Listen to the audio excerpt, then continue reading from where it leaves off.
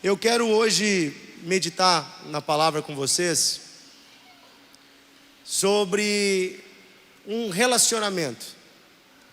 O relacionamento do ser humano com Deus. Homens, pecadores, falhos, cheios de defeitos. Nós temos muitos defeitos. Se você ainda não encontrou os defeitos de alguém, é porque você não conhece bem essa pessoa. Então isso eu digo até para aqueles que estão apaixonados.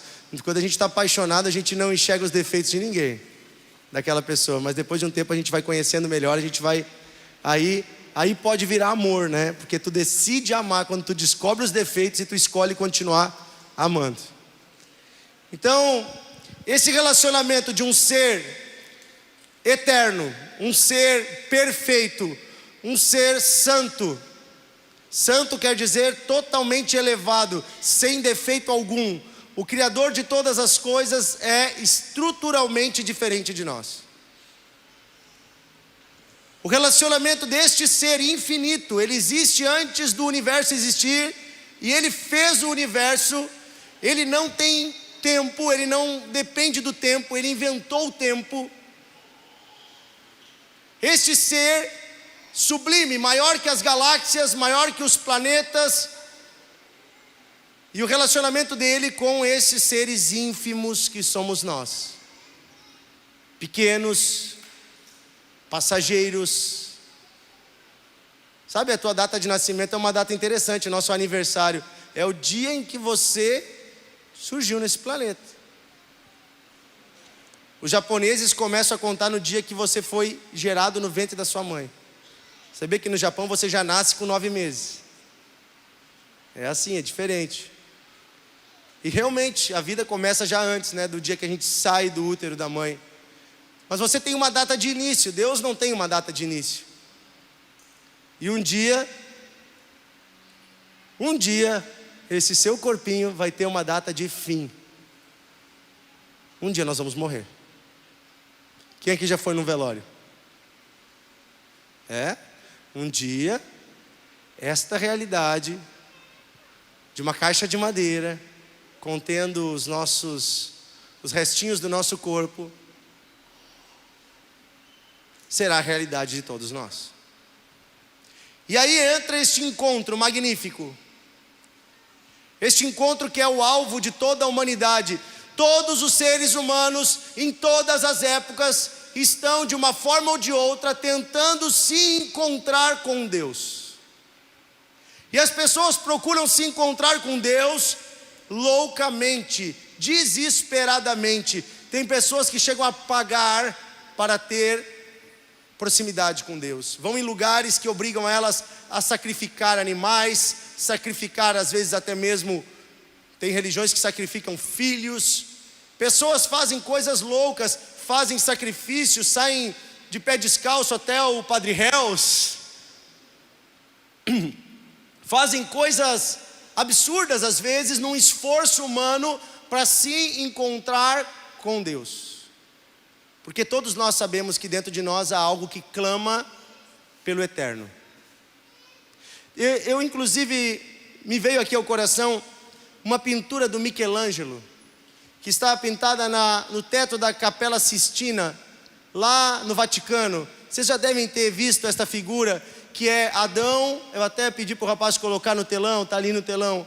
É aquela figura em que Adão está sentado em um campo verde, com os dedos estendidos, e do outro lado nós vemos o céu rasgado, anjos, e o próprio Deus, o próprio Criador, estendendo o dedo para tocar no dedo de Adão. Adão representa a humanidade, aquela figura representa Deus, e ali você vê que o dedo de Adão e o dedo de Deus, eles não estão se tocando, eles estão com uma certa pequena distância. Michelangelo representou assim, essa busca. E Adão está meio com o dedo meio caído, que quer dizer que parece a mão meio caída, ele não está muito esforçando-se. Parece que Deus está se esforçando mais em se encontrar com Adão do que Adão preocupado em se encontrar com Deus. Vocês já viram essa imagem em algum lugar? Essa é uma figura que fala sobre essa busca dos seres humanos por Deus. E aí nós temos na história da Bíblia alguns encontros dos homens com Deus, e foram encontros marcantes. Por exemplo, um dia um homem chamado Abraão ouviu uma voz, e essa voz era a voz de Deus. Deus era uma voz falando com ele. E isso foi uau! Nossa, o Criador falou comigo.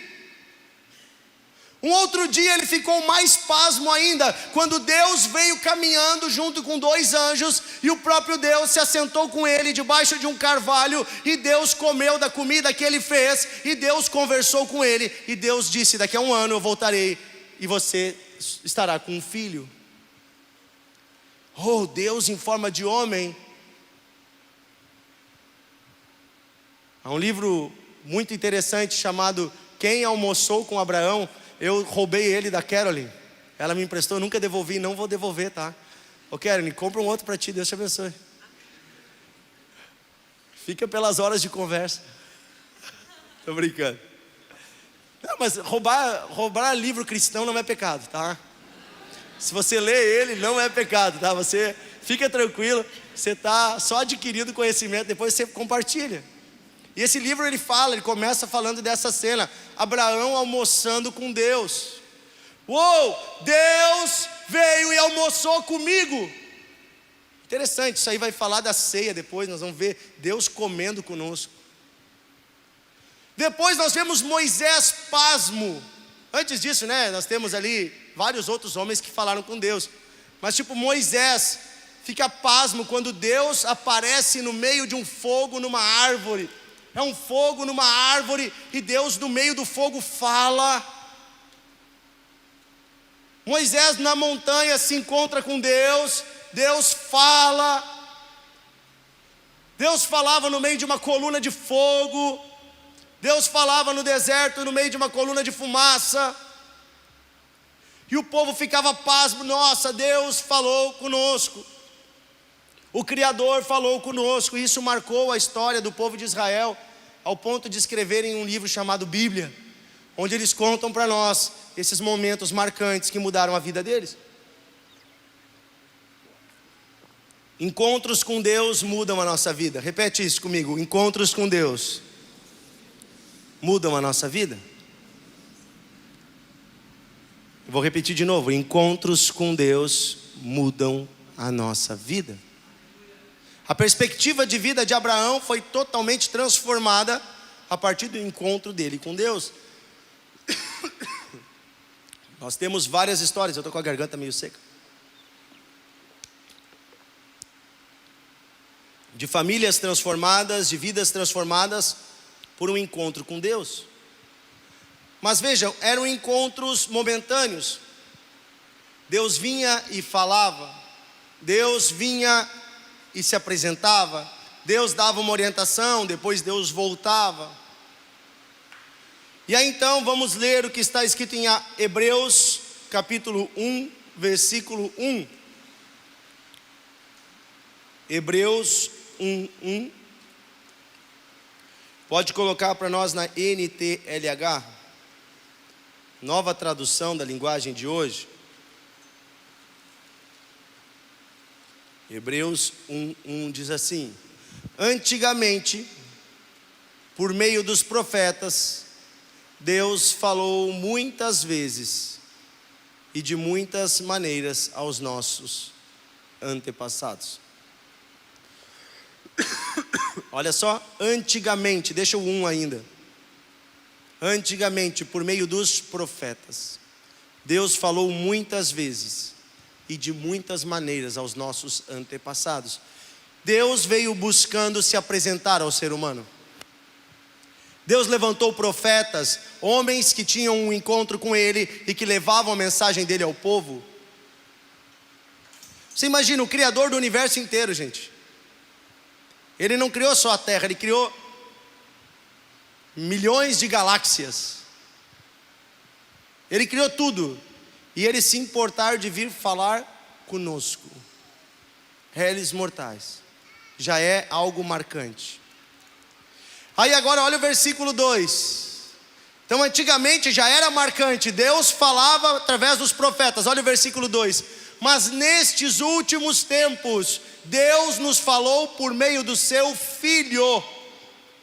Foi Ele quem Deus escolheu para possuir todas as coisas, e por meio dele Deus criou o universo.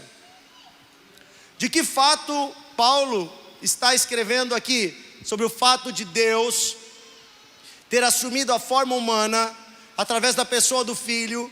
O próprio Deus veio à terra através do Filho.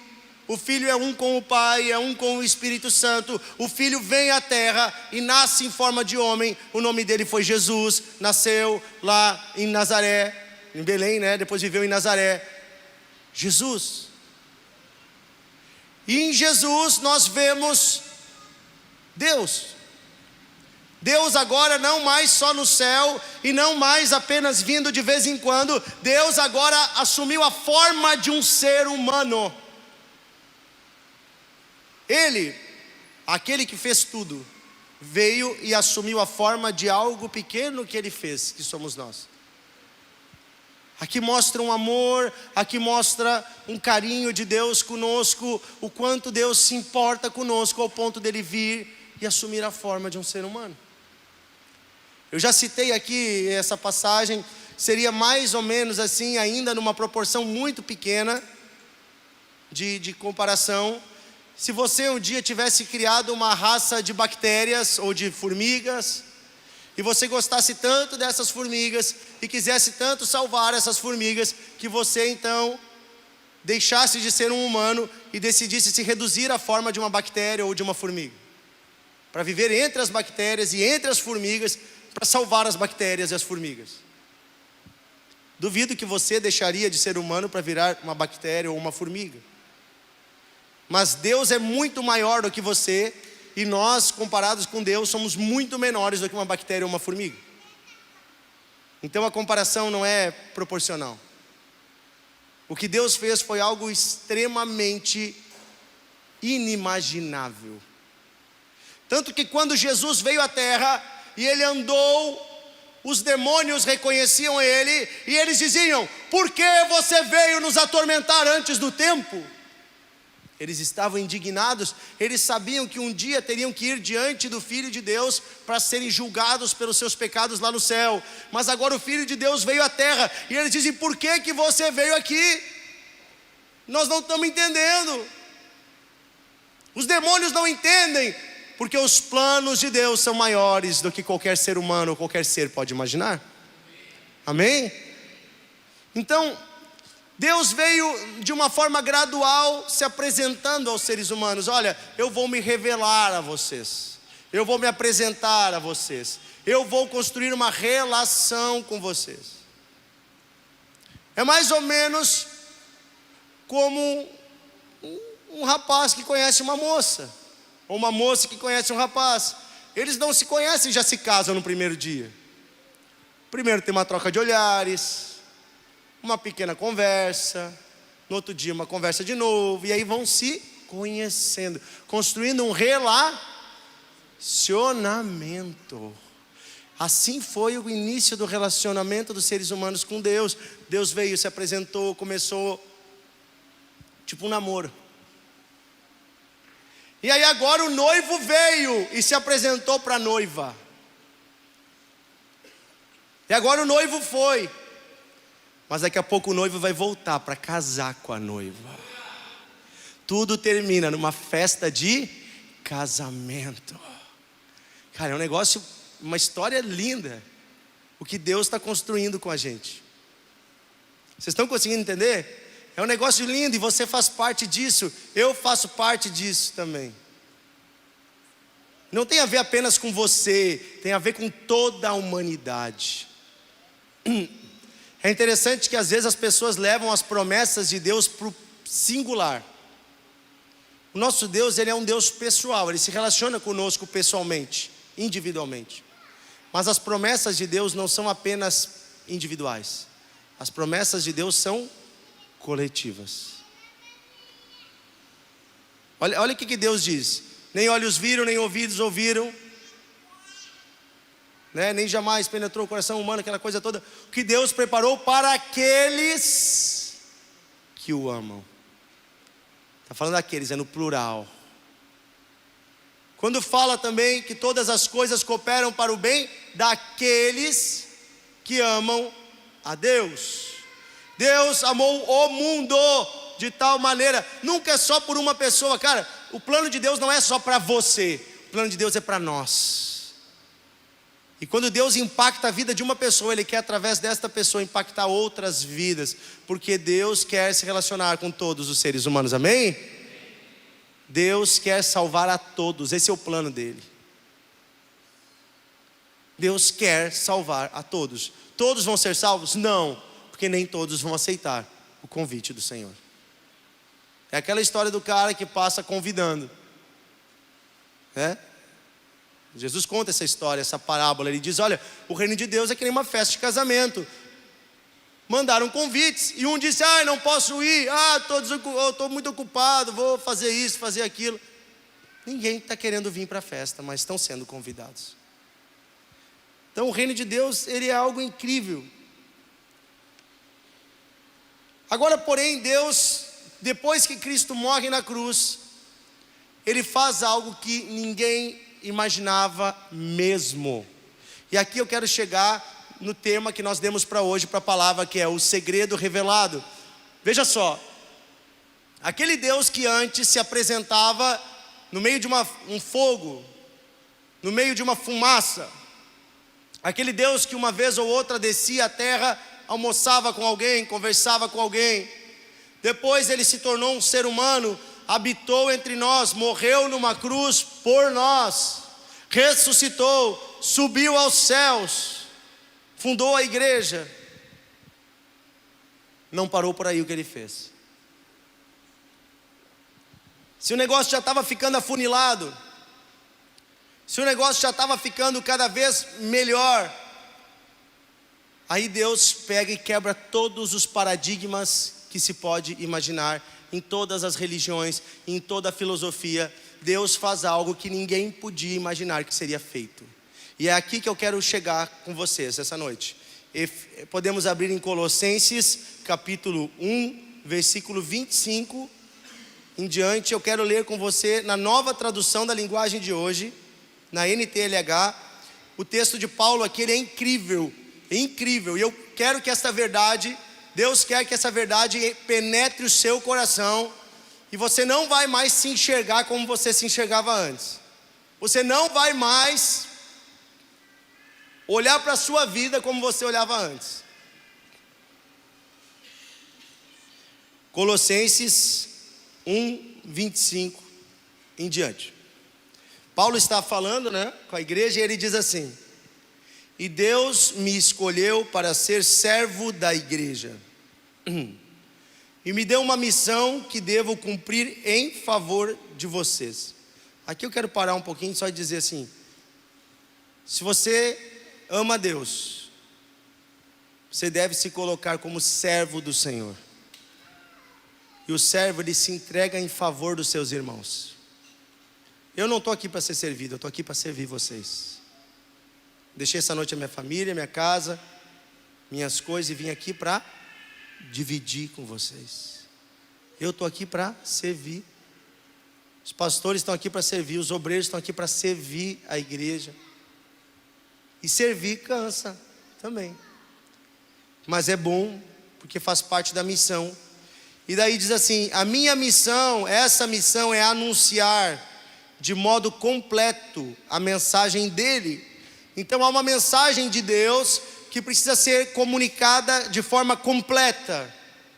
Essa mensagem, versículo 26, é o segredo que Deus escondeu de toda a humanidade durante os séculos passados. Olha o que Paulo está dizendo. Ele fala aqui de mistério. Mistério significa um segredo que foi escondido. O mistério que Deus fez, o segredo que Deus escondeu. Paulo diz: olha, há algo que Deus não contou nem para os profetas, há algo que Deus não contou para ninguém, e que Ele agora fez, e eu preciso contar para vocês. Eu tenho uma mensagem para vocês. Essa mensagem é um segredo que agora está sendo revelado, que Deus escondeu de toda a humanidade nos tempos passados, porém agora Ele revelou ao seu povo. E olha agora o versículo 27. O plano de Deus é fazer com que o seu povo conheça esse maravilhoso e glorioso segredo que Ele tem para revelar a todos os povos. Gente, um segredo maravilhoso e glorioso, um segredo poderoso, um segredo magnífico. Ele diz: olha, a mensagem que eu tenho não é apenas boa, ela é muito boa. Por isso que ela ganhou o nome de Evangelium. Em grego significa boa notícia. Eu tenho uma boa notícia para vocês. O Evangelho nunca foi notícia ruim. O Evangelho é boa notícia. Por isso que a pregação do Evangelho, a verdadeira pregação do Evangelho não é ficar jogando o pecado das pessoas na cara delas. A verdadeira pregação do Evangelho é, diante da condição pecaminosa do homem, é lançarmos diante das pessoas a certeza da graça de Deus. Claro que eu vou ensinar as pessoas o que é certo e o que é errado, mas o meu papel aqui não é culpar nem condenar ninguém. Nosso papel como igreja não é ficar dizendo para as pessoas: você está em pecado, você vai para o inferno. O nosso papel aqui é anunciar esse segredo que nós vamos falar agora. Esse segredo que é a boa notícia do Evangelho, é anunciar a esperança do que Deus tem preparado. E olha agora o que diz aqui. O segredo é este, 2 pontos. Cristo em vocês, a esperança da glória, diz na outra tradução. Nessa tradução diz: Cristo está em vocês. Nossa, peraí, acho que você não entendeu. Este é o segredo.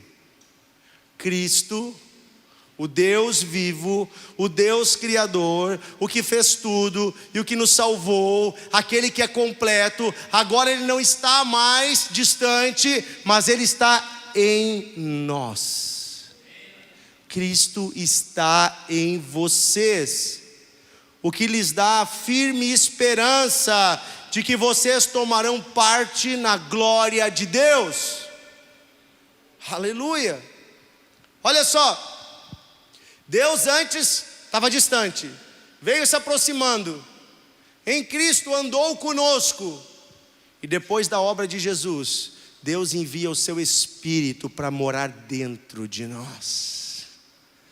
Olha só, Criador e criatura, o perfeito e o imperfeito se fundem em uma coisa só.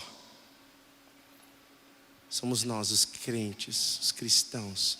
Aqueles que creem, recebem o Espírito Santo no seu interior. E esse é o mais poderoso e glorioso segredo que Deus tinha escondido. Ninguém nunca imaginava que o santo habitaria dentro dos impuros, que o perfeito habitaria dentro desses seres tão desprezíveis que somos nós. E isso não quer dizer que somos bons. Termos o Espírito Santo significa simplesmente que Deus é bom, e que Deus, sendo bom, escolheu nos amar, sendo nós imperfeitos como somos. O Espírito Santo não veio apenas para quem é perfeito, para quem é bom, porque ninguém é. O Espírito Santo veio exatamente porque somos maus e só podemos ser transformados pela presença dele em nós. O Espírito Santo veio porque nós precisamos dele, então ele vem habitar em nós para provar que Deus escolheu fazer o que ninguém esperava. Oh, Deus escolheu. Você vai dizer assim: cara, mas eu acho que eu não sou digno. Tenha certeza que você não é digno. Tenha certeza, não fique achando. Achar é pouco. Tenha certeza, olha no espelho e diz: eu sou um trapo de imundícia, eu não sou nada. Mas glória a Deus que o meu Deus é bom, que Deus é misericordioso, que Deus, Ele é fora do comum, Ele é fora do que se esperava. Deus vai além. E Ele escolheu habitar em nós.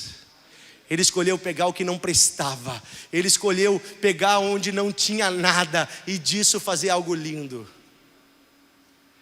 O Raul já pregou muitas vezes sobre isso. Aquele vaso na mão do oleiro, aquele barro, né, que se faz um vaso de barro, aquele vaso de porcelana lindo, caríssimo, que você vê lá na loja. Um dia ele já foi um monte de barro lá na beira de um rio. cheio de sujeira, xixi de peixe. Peixe faz xixi, está misturado na água do rio. Daí, você pega aquilo cheio de girino, e aí é cheio de folha, coisa velha. Vocês acham que barro da beira do rio é cheiroso? Cheiro ruim. Aí ele bota numa peneira, ele tira aquelas impurezas, fica só o barro, e ele começa a mexer o barro, girar o barro, e vai fazendo do barro um vaso. Negócio lindo, cara. É isso que Deus quer fazer com a tua vida e com a minha vida. Amém?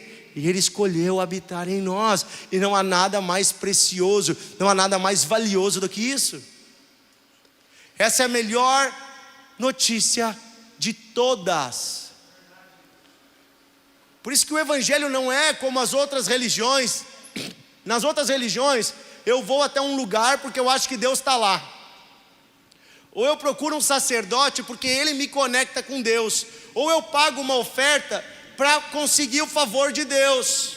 Nas outras religiões, eu preciso fazer algo para merecer Deus e ainda conseguir o favor de Deus, porque Deus está longe, eu sou pecador, então não rola isso aqui. A fé cristã é diferente. O que Jesus nos ensina é diferente. O Deus verdadeiro é diferente do que o Deus que os homens imaginavam. Na nossa fé, na fé em Jesus Cristo, Deus está dentro de você. Deus está dentro de você. Deus habita em você. Deus está dentro de ti. Você não precisa vir à igreja para ter comunhão com Deus. Você precisa simplesmente fechar os seus olhos e orar, porque Deus está onde você estiver. Você precisa falar com Ele, você precisa se conectar, mas lá no seu quarto é suficiente. Ah, pastor, então quer dizer que eu não preciso vir à igreja? Não. Porque Ele disse que é importante a gente se unir, porque quando a gente se une há algo poderoso que acontece. Você vem à igreja para ouvir mais de Deus, para se alimentar da palavra de Deus, para ter comunhão com os irmãos. Você vem à igreja por muitos motivos. Porque a Bíblia diz que aqui, quando estão os irmãos unidos em comunhão, o Senhor ministra a sua bênção. Há milagres que só vão acontecer aqui, não lá no teu quarto.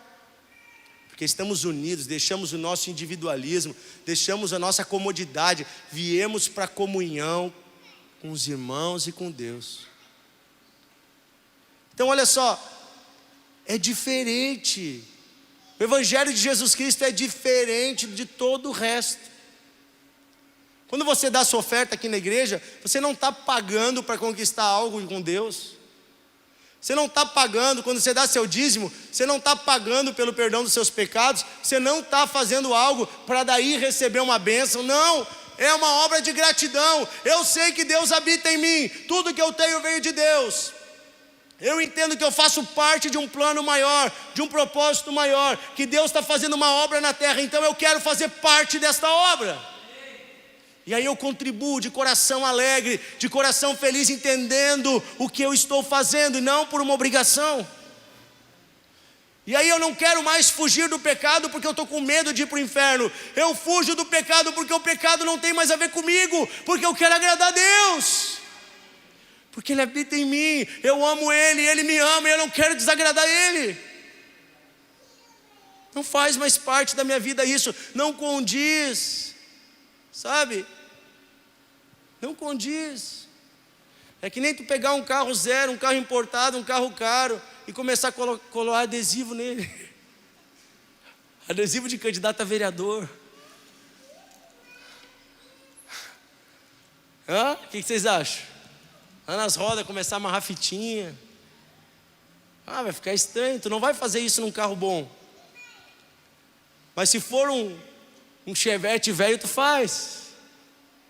Por que a gente às vezes aceita viver certas coisas sujas na nossa vida? Por que às vezes a gente aceita colar em nós, no nosso corpo, certas coisas impuras? Porque a gente não sabe quem nós somos. Nós achamos ainda que somos aquele carro velho, inútil.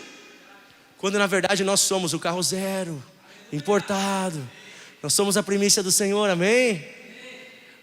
O Todo-Poderoso habita em nós. Seu corpo é precioso. Sua mente é preciosa. Você é precioso. Você tem valor. Deus se importa contigo. Ele moveu uma amiga para te convidar para tu estar aqui hoje. Ele moveu um amigo para te convidar para te estar aqui hoje. Mas quando você entender que Ele está dentro de ti, é você que vai começar a convidar os outros. Porque você quer que eles também descubram o grande segredo. Gente, Deus está em você. Deus está em você. Olha para o cara do teu lado e diz: meu, tu entendeu isso? Deus está em ti. Olha para a pessoa do lado. Deus está em ti. Eu quero ler o último texto de hoje, e é de verdade. Eu quero ler Efésios capítulo 1.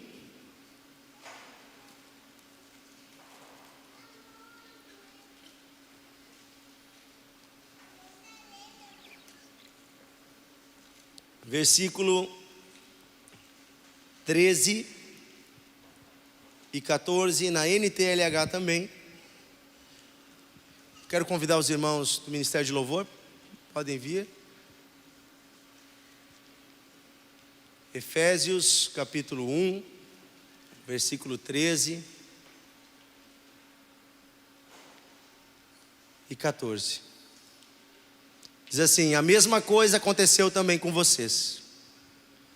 Quando vocês ouviram a verdadeira mensagem, a boa notícia que trouxe para vocês a salvação, vocês creram em Cristo.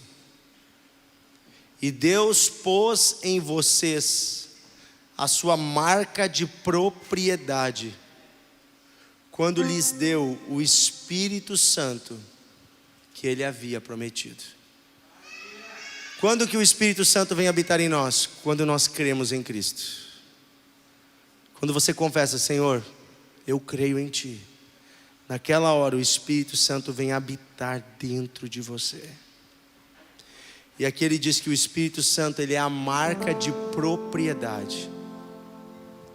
Sabe que nos povos antigos, as famílias tinham selos, que era uma marca impressa no anel, sabe? E quando eles compravam uma propriedade, eles pegavam e pingavam uma gota de vela e faziam aquela marca com a cera. Também os criadores de gado, até hoje eles têm a marca da sua fazenda, e eles marcam com aquele ferro quente os animais, o couro dos animais. É uma marca que diz assim: este bem, este ser pertence a mim, tem um dono.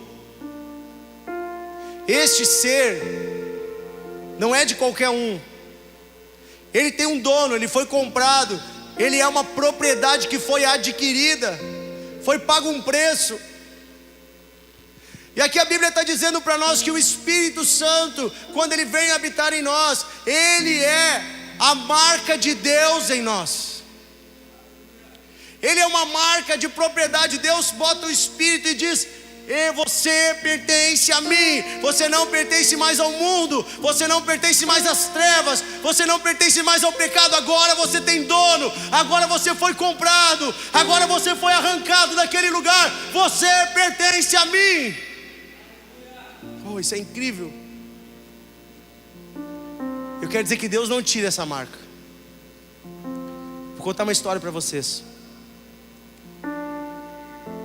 Quando eu tinha 11 anos de idade para 12, eu fui batizado nas águas. E eu comecei a buscar ser cheio do Espírito Santo. Participava de um grupo de adolescentes na igreja. E comecei a me envolver. E uma certa noite num retiro eu fui batizado pelo Espírito Santo.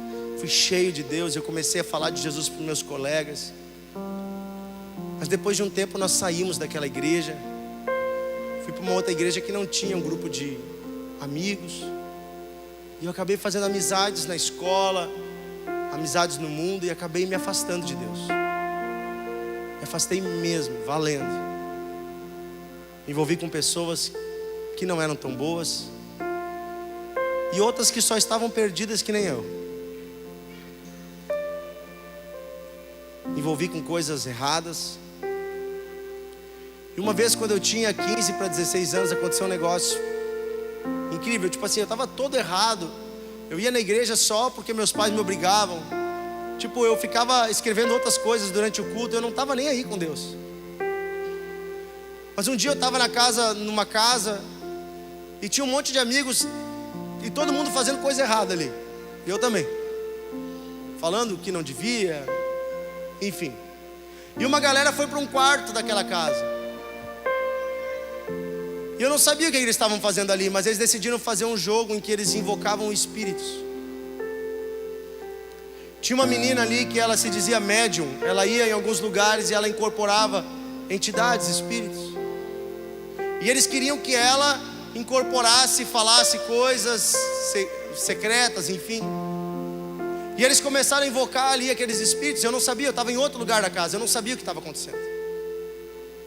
Daqui a pouco o menino sai daquela sala e vem lá em mim, e era meu amigo, e ele disse: cara, ô Dionísio, a gente gosta muito de ti, a gente não quer que tu leve a mal o que a gente vai te falar.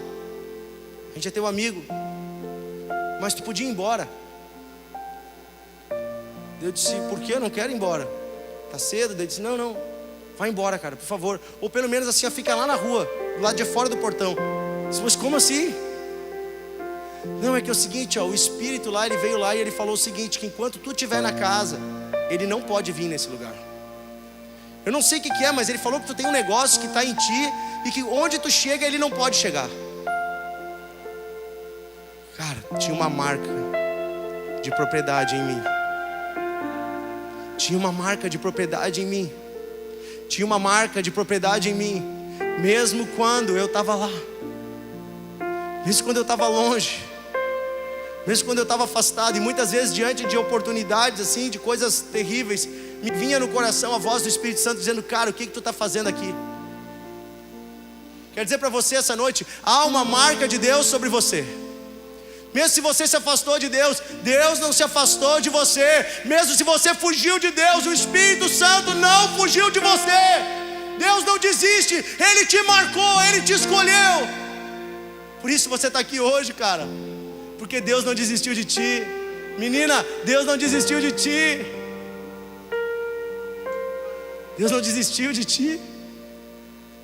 Ele não desistiu de mim.